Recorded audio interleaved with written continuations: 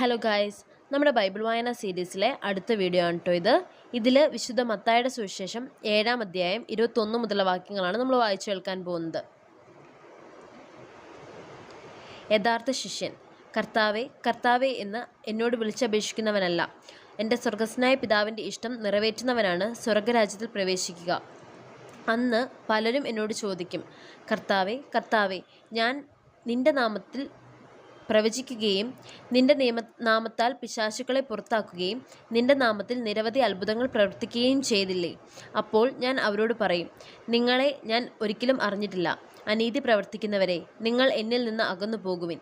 എൻ്റെ ഈ വചനങ്ങൾ ശ്രവിക്കുകയും അവ അനുസരിക്കുകയും ചെയ്യുന്നവൻ പാറമേൽ ഭവനം പണിത മതിയായ മനുഷ്യന് തുല്യനായിരിക്കും. മഴ പെയ്തു, വെള്ളപ്പൊക്കമുണ്ടായി, കാറ്റൂതി, അത് ഭവനത്തിന്മേൽ ആഞ്ഞടിച്ചു, എങ്കിലും അത് വീണില്ല.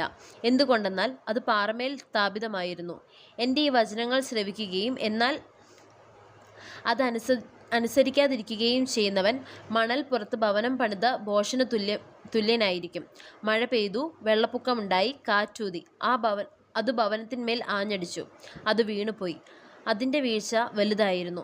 യേശു ഈ വചനങ്ങൾ അവസാനിപ്പിച്ചപ്പോൾ ജനാവലി അവൻ്റെ പ്രബോധനത്തെപ്പറ്റി വിസ്മയിച്ചു. അവരുടെ നിയമജ്ഞരെ പോലെയല്ല, അധികാരമുള്ളവനെ പോലെയാണ് അവൻ പഠിപ്പിച്ചത്.